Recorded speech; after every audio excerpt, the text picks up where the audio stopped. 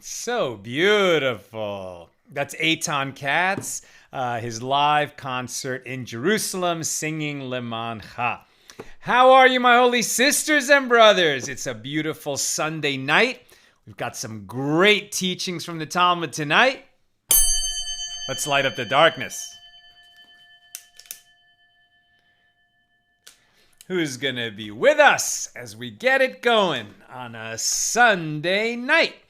Pauline Michael says shalom from Arkansas. Stephen from New Hampshire. Anne from Merced, California. Melissa in Great Neck. James in Indianapolis.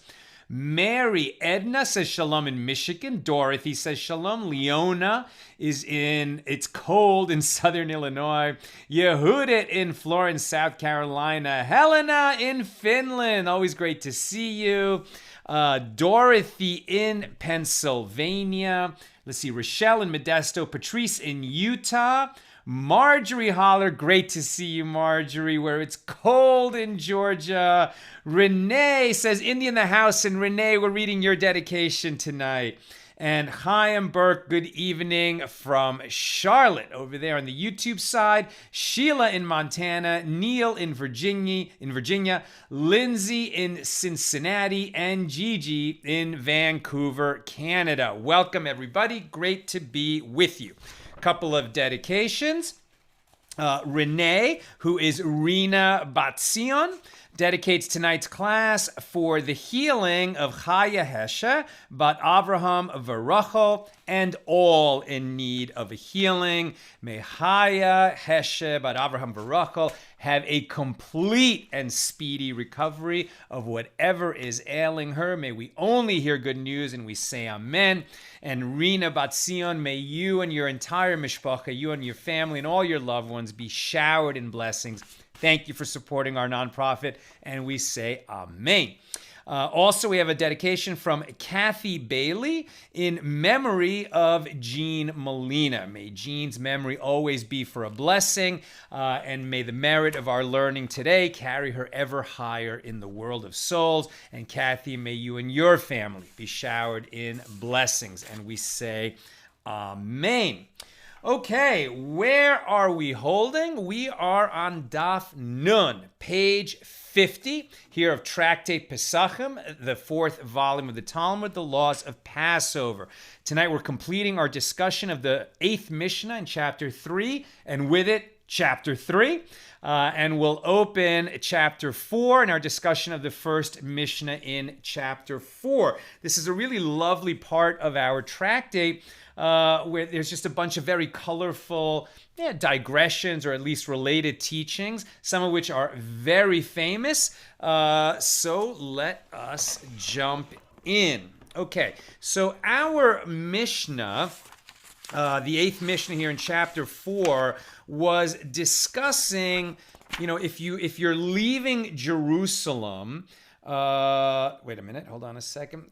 So it was talking about, like, if you're traveling or you're on your way to do a mitzvah and you recall that there's chametz, there's leaven in your house, and it's erev Passover, right? So it's always a little bit confusing when we say erev Passover. Very often people think that means the first night of the holiday, right? But erev Passover is not the first night of Passover, right? All Hebrew days, all Hebrew holidays, and all Hebrew days begin the night before. So when we say erev Pesach, the eve of Pesach, we mean the whole day before. So it starts the night, 24 hours before Passover begins, the night of the 14th, and then the day of the 14th is still erev Passover. So erev really doesn't mean eve, it means the day before, and it includes the day and that night before. So on the 14th of Nissan, right, that day before Passover begins that night, that's when we have to get the chametz out of our homes. What if you're on your way to do some other mitzvah, fulfill some obligation, and you remember there's chametz in your house, and we discuss this hierarchy of which mitzvahs are considered more pressing, like to save a life, for example. You just go and you don't worry about the chametz in your house, and you can nullify it in your heart and declare it ownerless and not worry that you'll come to transgress the prohibition on having chametz in your home. And then also in that 8th Mishnah, which we didn't talk about yesterday, is this idea that if you're leaving Jerusalem, when the temple is standing, you're walking away from Jerusalem, and you realize that you still have in your possession, like on you, some consecrated meat, which either should have been, offered on the altar or eaten on the temple grounds, if it's the kind of offering where some of it can be eaten. But what you should not have done is left the temple grounds and walked away. And so the question is, what do? Do you go all the way back to the temple to dispose of it properly? Or if you've walked enough of a distance, the rabbis say you can dispose of it right there. So apropos of that discussion, we open our commentary today. So incidental to the discussion of leaving Jerusalem and its surrounding area, the Gemara cites expositions of a prophetic passage, including a statement that God will eventually expand the boundaries of Jerusalem, right? So we were talking about, how far have you come from Jerusalem itself? So when the Messiah comes, when Mashiach comes, and we enter the Messianic Age, so then like the physical boundaries of Jerusalem are going to change. Either like just, sort of the political legal boundary, but really what's going to happen is somehow Jerusalem is going to expand.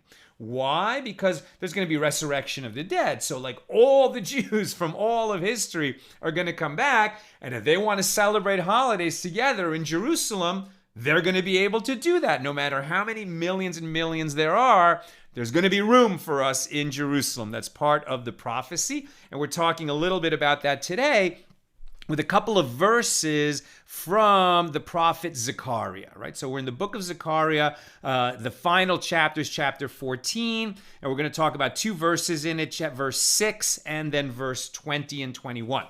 So at verse 6, it says, "And it shall come to pass on that day that there shall not be light, but rather heavy clouds and thickness." So heavy clouds is a translation of yekaros, and thickness v'kipaon. And so the Gemara asks, what is the meaning of the expression yekaros v'kipaon, here translated as heavy clouds and thickness?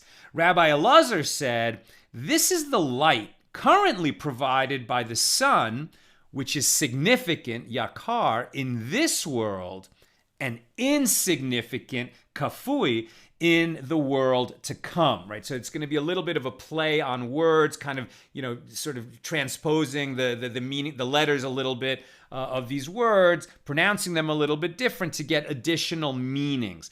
But spiritually speaking, this is incredibly poignant, right? So when Rabbi Elazar is saying that in this world, what light is there? There's the light of the sun, right? I mean, now we have electricity and fire. We make other kinds of light. But basically, all energy that's on Earth is coming from the sun. So really, all light that is here in this world comes from the sun. And whatever we have at night, what's at night? Starlight, moonlight. In terms of moonlight, that's reflected from the sun, right? But Rabbi Elazar is saying that the light of the sun, which we all depend on, and we talk about the weather every day, and really we're talking about, are we seeing the sun? Are we being warmed by the sun? Is the sun being blocked by the clouds, etc.? In the world to come, the light of the sun is going to be insignificant. Why? Because the light of the divine is going to be, shining forth all the time. and the light, of heaven, the light of the divine, the light that God chooses to shine upon us, it's just going to be a much more, it's not just brighter, it's a light with a quality completely different from starlight, like even from our local star, the sun.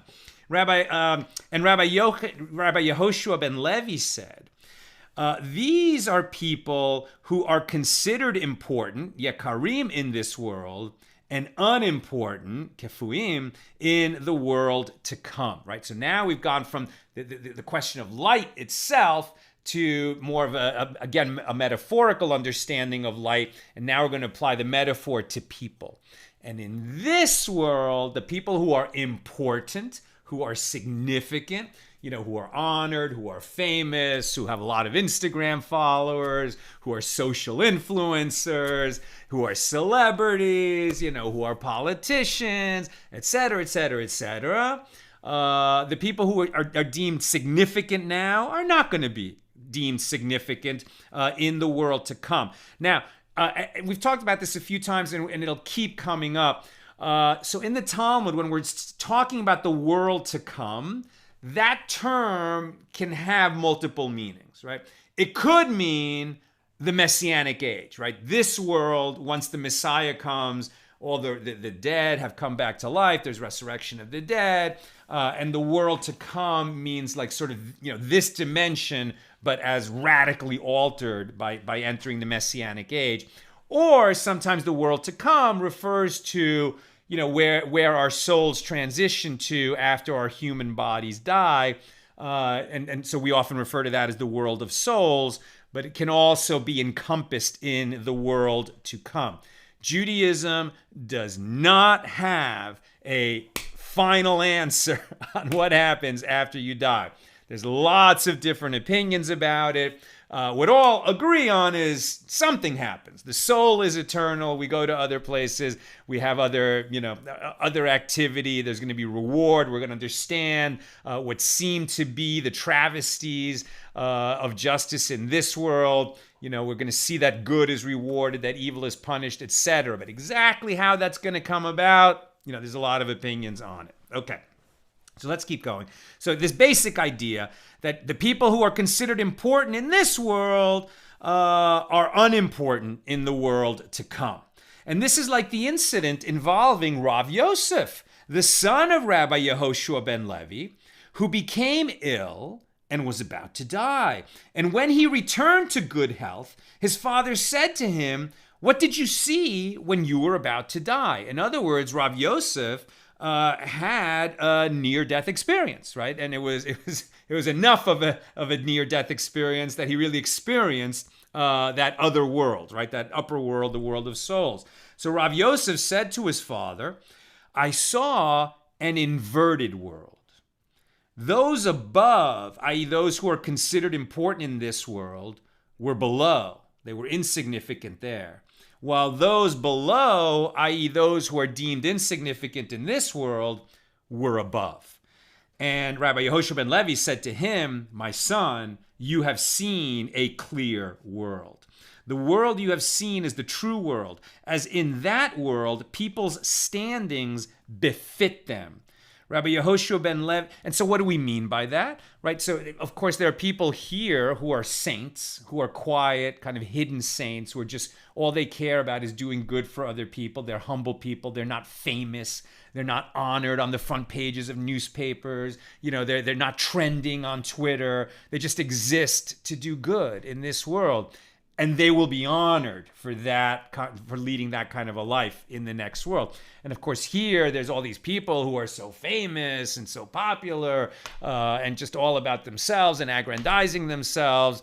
And it's great that they had, millions and millions of Twitter followers buying, their perfume and stuff. But in the next world, they're going to be hopefully of service to the people who are truly honored. And then Rabbi Yehoshua ben Levi asked, "And where are we, the Torah scholars, over there?" And Rav Yosef responded, "Just as we are regarded here, so we are regarded there." It's left at that. It's unexplained. So it's funny because, are Torah scholars, really honored in this world? They are in the Torah community, that's for sure. And, I think in their time, they were really honored throughout the Jewish world. There was only a small part of the Jewish world that didn't honor its Torah scholars, unlike today. So in that sense, Torah scholars, that was a community that honored its Torah scholars a little bit more, perhaps, than the broad Jewish world does today. Rav Yosef added, and I heard that they were saying in that world, praiseworthy is the one who arrives here with his studies in hand. And I also heard that they were saying those executed by the government enjoy such an exalted status that no one can stand in their enclosure. So let's cover the first of those. What does it mean that praiseworthy is the one who arrives there with his studies in hand? Right? What can you take with you to the next world?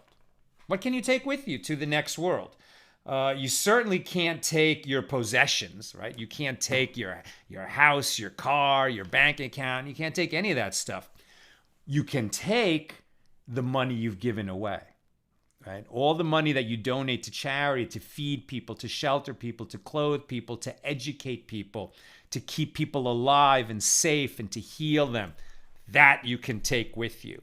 The Torah that you learn and the wisdom that you gather in this world, that you can take with you. And what does it mean to have it in hand? It means you didn't just learn it once and then let it, fade away. It means that you repeat your studies, you review your studies, you learn every day so that, over time, more and more of this knowledge, has a chance to take root, in yourself, right? In your essence. Elsewhere in the Talmud, I don't remember what page it's on, but we learn that, when we learn as a child, that is like, it's like clean, it's like black ink on a white page. It's like so clear. Or let's say like white chalk on a black chalkboard, like a freshly washed chalkboard. Everything you learn is clear and it stays with you. When we learn as adults, at middle age, older age, much harder to retain what we learn with clarity. Therefore, it takes more work, but that work is rewarded. And then he also heard, and Rav Yosef also heard that they were saying that those executed by the government enjoy such an exalted status that no one can stand in their enclosure. And the Gemara asks, and who are these martyrs that Rav Yosef was referring to? If you say that he was referring to Rabbi Akiva and his colleagues, right, the 10 martyrs, the 10 sages who were executed by the Romans for teaching Torah, is that the only reason that they're honored in the next world? Because they were killed by Rome? Already they were great sages. They should be honored just because they were Torah scholars. Is it because they were martyred on top of that they get extra honor? And the Gemara says, actually, no. See, these men were... hold on a second. If you say that he was referring to Rabbi Akiva and his colleagues who were martyred, this cannot be. Is their elevated status due only to the fact that they were martyred by the Roman government and nothing more? These men were exceptional in their piety and sanctity during their lives as well. Rather, it is referring to the martyrs of Lod, Paphos and Lulianos, who gave themselves up to be martyred for the sake of the Jewish people. They falsely admitted to killing the king's daughter in order to prevent a harsh decree from being issued against the entire community. It's like one of those situations where, somebody got killed of the government, of this foreign government that had power over the Holy Land, and they said, produce the murderer from among the Jewish people or we're going to kill all of you. And they knew that the government wasn't going to let it go. So 2 guys just volunteered to be executed in order to save the rest of the community. Those people were not particularly known for their Torah learning. They weren't sages, but of course they martyred themselves to save the community. And yes, they were incredibly honored in the next world. And we also have a tradition, those who perished in the Holocaust, they, instantly get a place and an exalted place in that next world. They gave up their lives for being Jewish. Enough said about that. Okay, let me go on. I'm continuing. And the Gemara cites another verse from the prophecy at the end of the book of Zecharia. And this is at 14:9. And the Lord shall be king over all the earth. On that day shall the Lord be one, and his name one. Does this sound familiar? V'chaya Adonai lemelech al kol haaretz bayom hahu yihyeh Adonai echad u'shemo echad. Right? That's the end of the Aleinu prayer that we say at the end of every Jewish prayer service, right? Morning, afternoon, and evening prayers. We always end in Aleinu. Aleinu is very much about the Messianic Age. And so the last line of the last prayer of every Jewish prayer service, every time we pray, whether together or alone, we end with Aleinu. And what are we saying? That, and eventually there will come a day, and the Lord shall be king over all the earth, and on that day the Lord shall be one, and his name one. Now, Gemara is going to ask a question that I myself have asked. The Gemara asks, is that to say that now he is not one? Right? If we're saying that, well, on that day in the Messianic Age, on that day the Lord shall be one, and his name one. Why would we say that? We say also twice a day, Shema Yisrael, Adonai Eloheinu, Adonai Echad. Listen, Israel, the Lord is our God, the Lord is one, right? So we say that all the time. So why are we also saying that on that day, the Lord shall be one and his name one? So let's see what the Gemara says. Rabbi Acha Bar Hanina said, the world to come is not like this world. In this world, upon good tidings, one recites the blessing, blessed are you, Lord our God, ruler of the universe, who is good and does good. But over bad tidings, when we hear bad news, one recites the blessing, blessed are you, Lord our God, ruler of the universe, the true judge. Or sometimes we just say, Baruch Dayan Emes, blessed is the true judge. That's what we say when we hear that somebody has died. Now, in the world to come, one will always recite, blessed are you, Lord our God, ruler of the universe, who is good and does good. There will be only one mode of blessing God for tidings. Why? Because when the Messianic Age comes, we're going to see that everything was for the good, right? Even all the suffering. You don't tell somebody who's in the midst of their suffering, they've just lost a loved one, they're ill, they're in pain, they're really suffering. We don't tell them, don't worry, this too is for the good. We try to tell ourselves that. We try to remember that. When somebody else is suffering, we're just there for them, right? We hold them, we hug them, we sit beside them. We bring them food or a drink or whatever they need. We listen. We just be there for them. But we try to remind ourselves when things are bad, when things are tough, that somehow this will be for the good. When the Messianic Age comes, we won't have to remind ourselves. We'll see it. We'll see it. It'll be the end of evil. It'll be the end of all the kinds of suffering that we have now. And we'll even be able to look back on those tough times and understand what God's purpose was all about.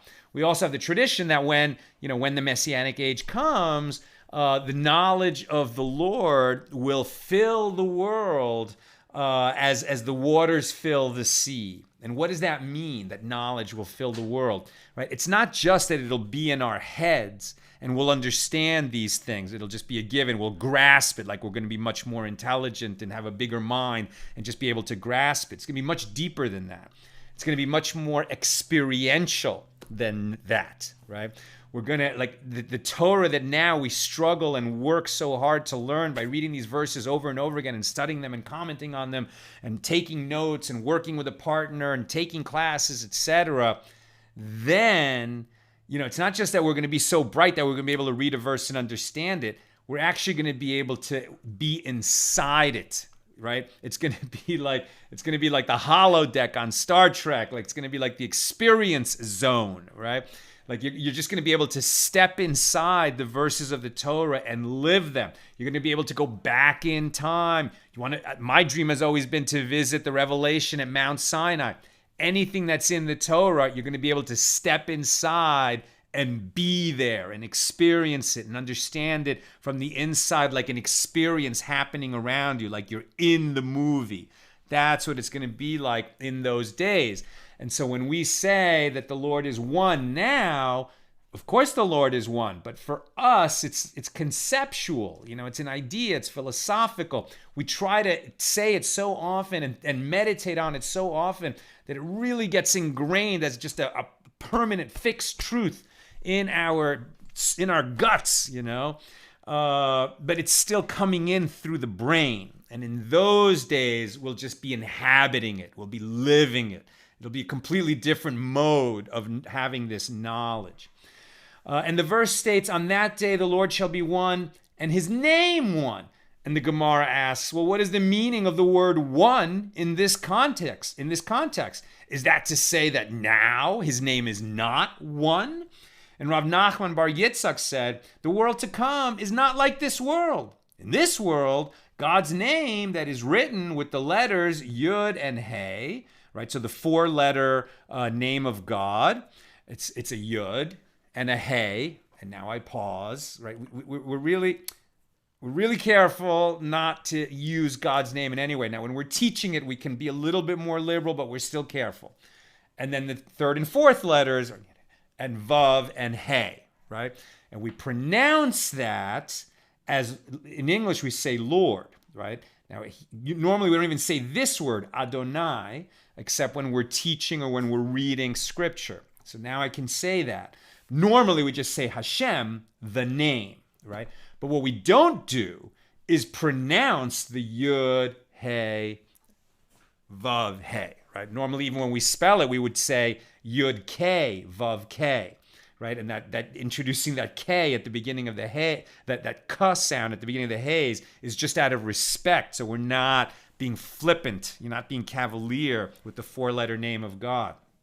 So the point is, we don't pronounce it as it's written, ever. Right? Even when we're reading Torah in synagogue, we don't pronounce it. We say the word Adonai instead. But says Rav Nachman Bar Yitzchak that in the world to come, then we will understand how and we will pronounce the 4-letter name of God. And it's also worth saying, I believe, that, so we say every day, and we're talking about it now, right? That the hero is the Lord our God. The Lord is our God. The Lord is one, right? So and where does this come from? I mean, God is an absolute singularity. The whole physical universe, right? The universe with its billions and billions of stars, it's all just a small, tiny part of God. It's inside God. Right? It's not like we're here and God is somewhere else. We're inside God. Everything that's happening here is happening within God. That's part of the understanding what it means that God is one. So we often talk about, well, what does it mean that God is one, God is one, God is one? We say that all the time. But if God is one, then one is God, right? If these concepts go together, that everything about God is a unity and God is one, well, then whenever we're talking about oneness, we're also talking about God, right? So it's an important thing to remember. Once you get that idea, think how loose people are with just saying one. Well, one does this and one does that, and we are one, etc. But every time you invoke oneness, you're actually invoking God's name. One is a name of God. It is the basic idea about God that's given to us to understand. And it can be very beautiful, because once you get this idea, then you realize that whenever people come to agreement, whenever people feel unified, whenever people create unity in a community, within communities, between communities, when we come to understand each other, when we strive for understanding and peace between people, between communities, between nations, that's godly. It's very godly. It's what God wants from us, to achieve unity. That is God's name. One is a name of God. And Rava thought to expound upon the correct punctuation and enunciation of the name of God during his public lecture before one of the festivals. And a certain old man said to him, the word forever, le'olam, is written in the verse, this is my name, forever, right? It's like God said, this is my name forever, but you can also read it as, this is my name forever, right? So this idea, and forever, again, that's a word, olam, le'olam, it means the whole world, it means forever in time, it means everywhere in space. It's that entire unity of God. And so this is my name forever, without the letter vav, such that it can be read, le'alem, to conceal, meaning that the name should be concealed, but meaning also that, that God created this unbelievable universe that to us seems so vast, unimaginably vast. It's all inside of God. But the purpose of this physical world is that there should be a place where beings can exist and not be overwhelmed by the presence of God. Rather, the purpose of this world is to hide God's presence, right? How could be the source of life, the source of energy, the source of light, the source of all existence be hidden from the existence? It's the greatest magic trick ever. Right? Only God could pull that off. So God created a universe where God's presence is hidden. And that allows us to be ourselves and to make decisions and to have free will. But the greatest good that we can do here is to be good to each other. That's a way of being good to God. And to be grateful for everything that we're given. And how do we be grateful? By giving thanks to God and by acknowledging God and being open to God and being friends with God and talking to God. Like you really need to just speak to God. That's a very Rebbe Nachman of Breslov practice. Every day, have a little alarm on your watch or your phone go off, in the afternoon. Take 60 seconds, say, hey, God, how you doing? It's awkward, but I'm getting better at speaking with you. Thank you for giving me this day. Thank you for giving me this breath. Thank you for whatever's going on in your life. If things are tough, say, hey, God, this is tough. Can you help me out with this? And by the way, I love you, right? We're commanded to love God, and thou shalt love the Lord thy God. Well, when you love someone, don't you tell them you love them? So what's the best way to love God? In addition to loving the creatures and being good to people around us and taking care of the world that we've been entrusted with and all the people that are around us, in addition to all those things, it's nice to tell God you love God. It's a very nice thing to do. That concludes our discussion of chapter 3 here in Tractate Pesachim. Now we move on to chapter 4. Chapter 4 is about preparing for Passover. We've already talked about you have to remove the leaven, you have to remove the chametz. We've talked a little bit about that the paschal offering, you have to bring that lamb or that goat, and people are registered for it. And in the afternoon of the 14th of Nissan, after we've already removed the chametz, what's that afternoon for? When the temple is standing. So we go to Jerusalem, we make the pilgrimage, we slaughter the lamb or the goat. There's a lot of people doing it, so it takes all afternoon to get it done.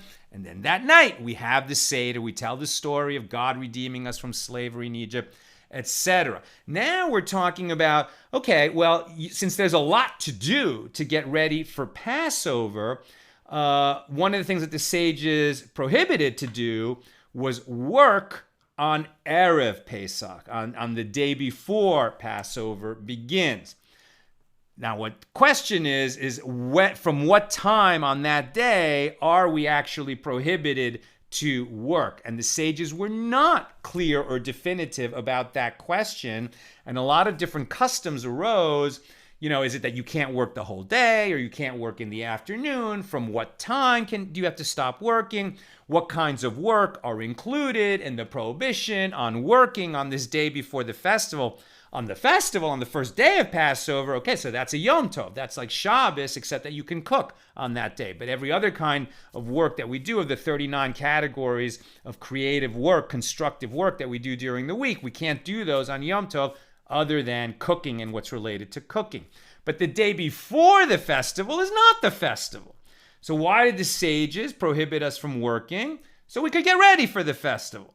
But it's not an absolute prohibition, and how it's practiced would vary from community to community, and that brings up the question of minhagim, of customs, and to what extent is a custom binding on a community? When does a custom become like a law, like a rabbinic decree or even a Torah law? When does a custom rise to that level where it's binding upon us? These are going to be some of the topics we're talking about now in chapter 4 of Tractate Pesachim.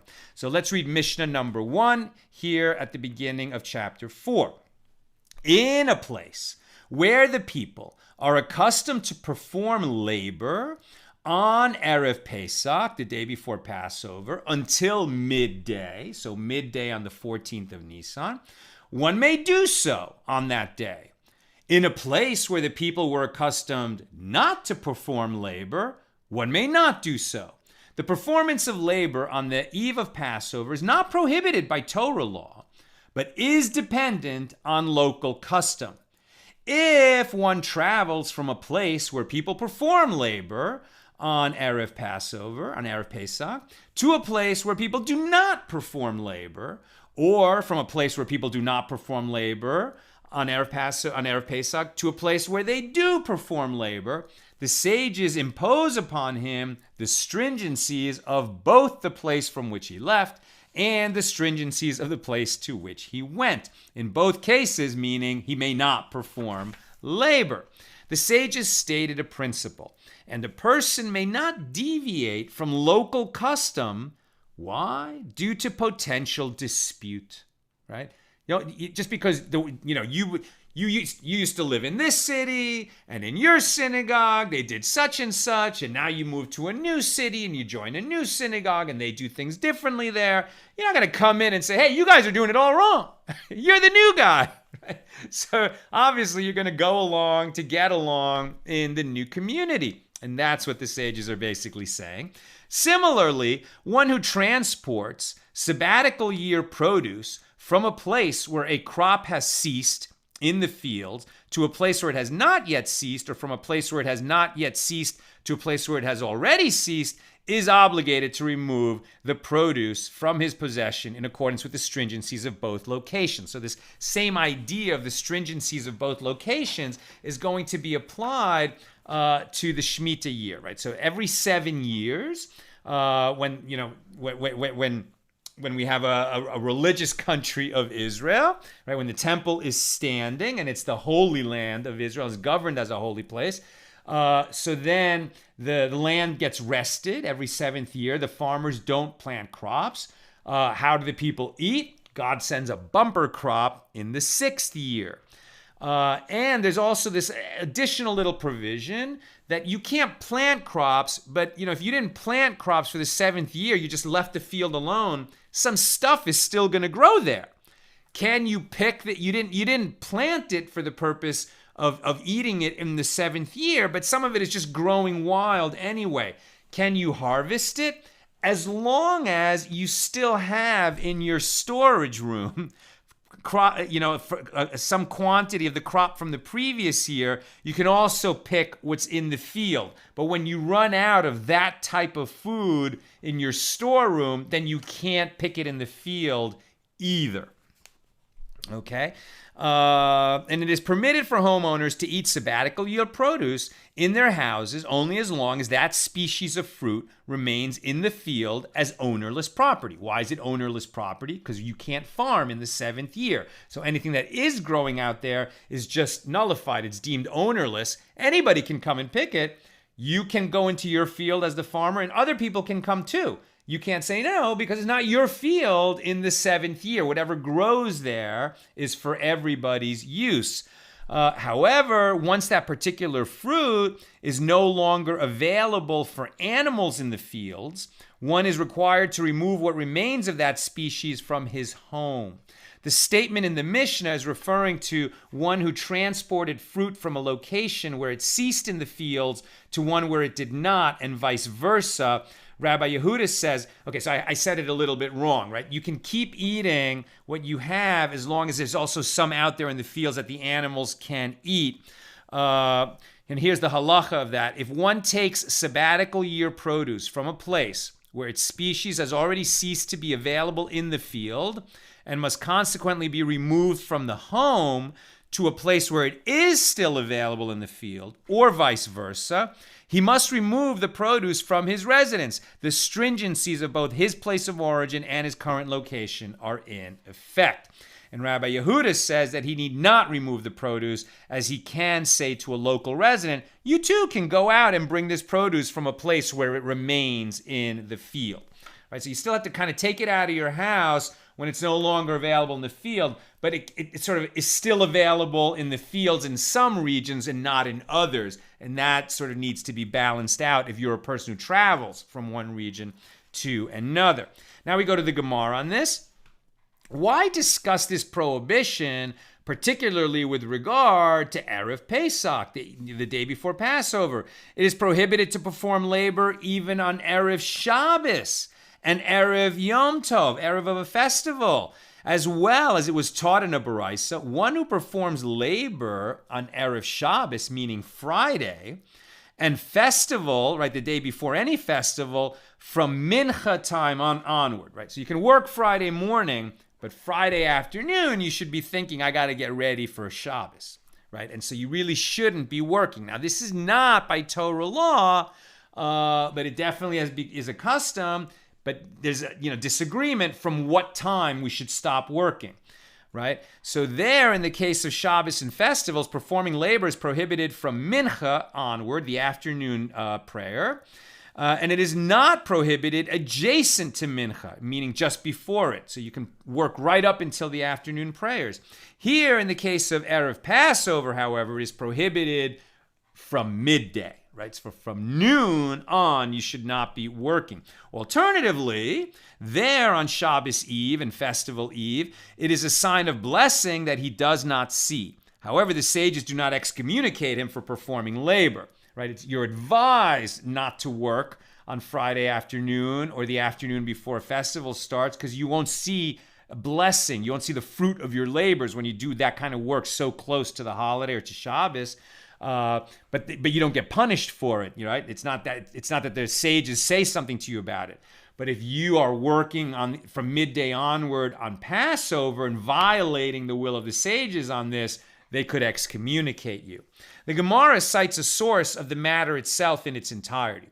One who performs labor on erev Shabbos or erev Yom Tov from mincha time onward, and similarly one who works immediately upon the conclusion of Shabbos, gets to work as soon as Shabbos ends, or the conclusion of a festival, or the conclusion of Yom Kippur, or on any occasion where there is a trace of sin, meaning the fasts, right? Like Tisha B'Av, when we recall the destruction of the temple, or other major fasts, when it is prohibited to perform labor, never sees a sign of blessing from this work. If one performs labor just before Shabbos or immediately after Shabbos, the concern is that even a slight miscalculation could lead to performance of labor on Shabbos itself when it is prohibited. So it's a fence around Shabbos. Don't work right up until the last minute, because something could go wrong in your work and you suddenly get caught up in it and you lose track of time. And before you know it, Shabbos has started, you're still working, and now you've done a major Torah transgression. Likewise, if you try to get to work as soon as Shabbos ends, you could make the same kind of a mistake. Apropos of reward or a lack thereof, the Gemara cites the Tosefta in which the sages taught. There is one who is diligent and rewarded for his diligence, and there is one who is diligent and penalized due to his diligence. There is one who is lazy and is rewarded, and there is one who is lazy and is penalized. How so? Diligent and rewarded is referring to one who works hard the whole week, but does not work right before Shabbos begins, right? Friday afternoon. Diligent and penalized is one who works all week and works Friday afternoon. Lazy and rewarded is one who doesn't work the whole week and he doesn't work on Friday afternoon. Lazy and penalized is the one who doesn't work the whole week And then he realizes he didn't get anything done, and he's like, racing to catch up at the last minute on Friday afternoon, and he's going to be penalized for working erev Shabbos, right before Shabbos begins. And Rava said, with regard to these women of Mechoza, even though they do not perform labor on erev Shabbos, it is due to excessive pampering, as neither do they work on any other day. Even so, we call them lazy and rewarded. Despite the fact that their laziness is not motivated by piety, their inactivity has a positive aspect to it when they're not working on Friday afternoon. And now we get to a very famous teaching. And on the topic of reward for a mitzvah fulfilled without intent, Rava raised a contradiction. It is written, "For your mercy is great unto the heavens, and your truth reaches the skies." That's from Psalm 57. And it is written elsewhere, "For your mercy is great above the heavens, and your truth reaches the skies." Psalm 108. So how so? How can these verses be reconciled? It says, "For your mercy is God's mercy is great unto the heavens, and your mercy is great above the heavens." What does this mean? The Gemara explains here, where the verse says that God's mercy is above the heavens, it is referring to a case where one performs a mitzvah for its own sake. And here, where the verse says that God's mercy reaches above the heavens, it is referring to a case, where it's above the heavens, it's when one does a mitzvah for its own sake. And where God's mercy just reaches up to the heavens, this is where someone performs a mitzvah not for its own sake. Now, even a mitzvah performed with ulterior motives garners reward, right? So, in other words, somebody does a mitzvah for its own sake means I give money to charity. Why? Because God said that I should set aside 10% of my income for good causes. Why do I do it? Because God said to do it. That's a mitzvah for its own sake. What's a mitzvah not for its own sake? I give charity because I want, my name to be on the list of charitable people, and, I'll be in the company of other rich people, and we're schmoozing at the big gala, and we can do a little business while we're supporting a good cause, and, I'll be thought of as a significant and important person in the community. That's a mitzvah not for its own sake.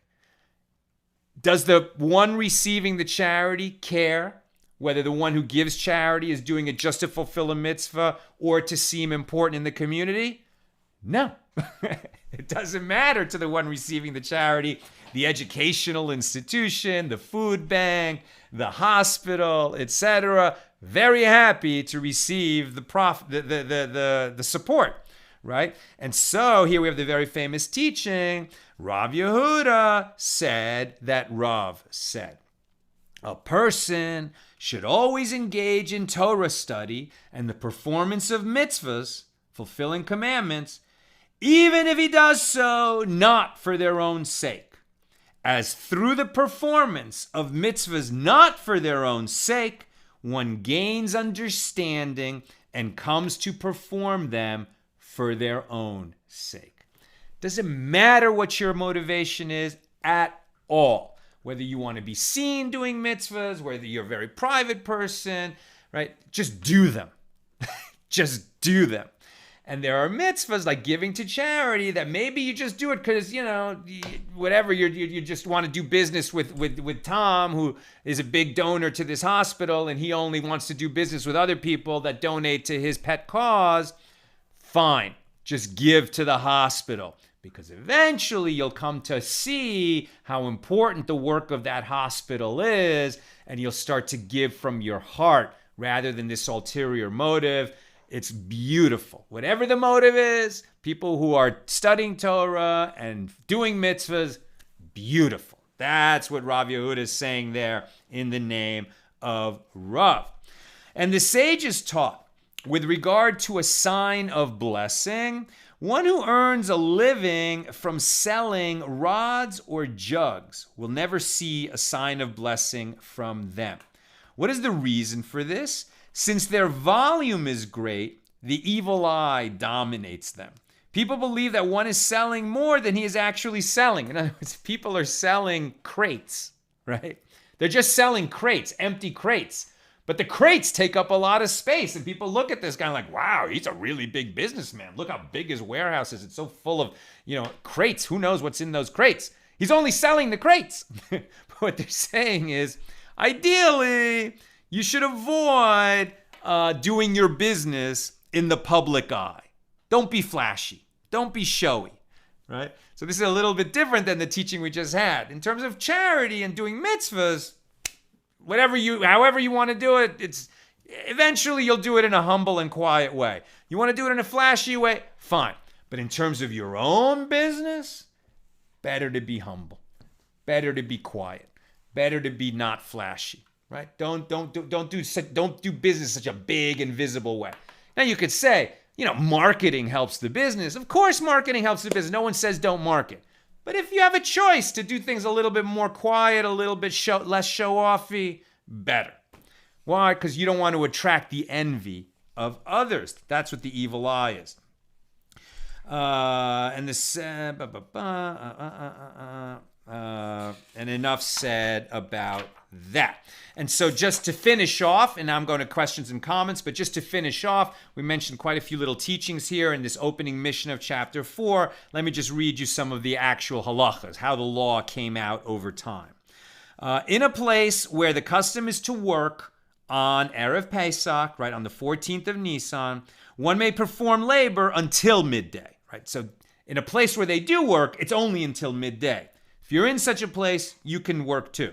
However, one may not perform labor in a place where the custom is not to work. So in some communities, they don't work at all on the 14th of Nisan. If you're in that kind of community, you shouldn't work at all either. Nevertheless, it is permitted to work through the night until dawn on the 14th. And the prohibition to work on erev Pesach applies only to types of labor that involve exertion. Non-strenuous labor is not prohibited. While the Rima ruled that the Ashkenazic custom is not to perform labor at all on erev Pesach, later authorities concede that this custom is not universal, and in some places, even labor that involves exertion may be performed, presumably until midday. One who travels from place to place, then you get the stringencies of both places imposed upon you. In terms of working on erev Shabbos, Friday afternoon, one who usually works on Friday does not see blessing from his work. Some authorities assert that one must begin observing this restriction half an hour after midday. That's the time of Mincha Gedola, the earliest time that you can say the afternoon prayer. Other commentaries teach that one must cease from labor at 2.5 hours before sunset. So that's really when you want to knock off, right? And I must say I could do better at this. 2.5 hours from candle lighting, no more work. Leave the desk behind. Start preparing for Shabbos. Help your wife get ready for Shabbos. Help the house get ready for Shabbos. Help your kids get ready for Shabbos. Help yourself get ready for Shabbos. Have a little Torah to share. Be dressed nice. Shower. The whole thing. Whatever you're going to do, 2.5 hours, that's the time to quit, if not earlier. In terms of erev Pesach, one who performs labor on erev Pesach after midday is excommunicated. This applies only to full-fledged labor and not merely repairing an object. In addition, one may perform any type of work that is permitted on the intermediate days of the festival. Labor upon the conclusion of Shabbos, it is preferable not to engage in labor after Shabbos, at least until one has recited Havdalah, right? The blessing separating the holy from the mundane, until one has recited the Havdalah in the Amidah prayer or over a cup of wine. In other words, you can say the evening Amidah, the evening Shmona Esrei, when you do the evening service on Saturday night, and there's Havdalah is part of that Amidah when you say it on Saturday night. Once you've done that, then you can go to your work. Or if you don't say the evening service as soon as Shabbos ends, then you shouldn't get to work until you've said Havdalah, right? Until you have as we always sing, Havdalah with the wine and the spice and the candle. All right, that's what I've got for us this evening. Let me see if we have some questions queued up. Yes, we do. Sharon Frant Brooks. My grandfather insisted on dying in Israel, back in the 50s, and it was not so easy for him to go when he was 80 years old. So his bones would not have to roll so far when Mashiach comes, right? And we still have that tradition. So Sharon's grandfather actually moved to Israel in late in his life so that he could die and be buried there. And there's a lot of Orthodox, ultra-Orthodox, I'm sure maybe even non-Orthodox Jews that they live in America, they die in America, but it is in their will, it is their request that they be buried in Israel. Why? So that when Mashiach comes, they're ready to go, right? They come back to life and they're already in Israel. Our dear friend Schwartzy, for example, who is such a big part of our life, Rabbi Shlomo Schwartz. We lost him a few years ago. It's such a tragic loss for the Jewish community of LA. And the family took care that he would be buried in Israel, and his resting place is in Sfat. So if you're ever in Sfat, definitely go visit Schwartzy's grave. Sing a bracha, sing a song, make a l'chaim. It's a good place to be. Lynn says, I don't understand that comment. Oh, that fits the pattern that often the 50th page of the 50th page of a tractate is often interesting. I had not realized that. Thank you, Lynn. I'll keep an eye on that. Jonathan Haynes says, my parents always called those seventh-year plants in the garden volunteers, and we enjoyed them. Beautiful. I like that. And Janice says, this was one of the most valuable classes ever. Baruch Hashem. Thank you, Sal and Nina. Thank you, Janice. That's a perfect note to end on. All right, my friends, with God's help, we'll be together tomorrow again at the regular time, 6 p.m. Pacific. On Monday, continuing our journey, we'll be in chapter 4 with God's help on page 51, Daf Nun Aleph. All the best. Have whatever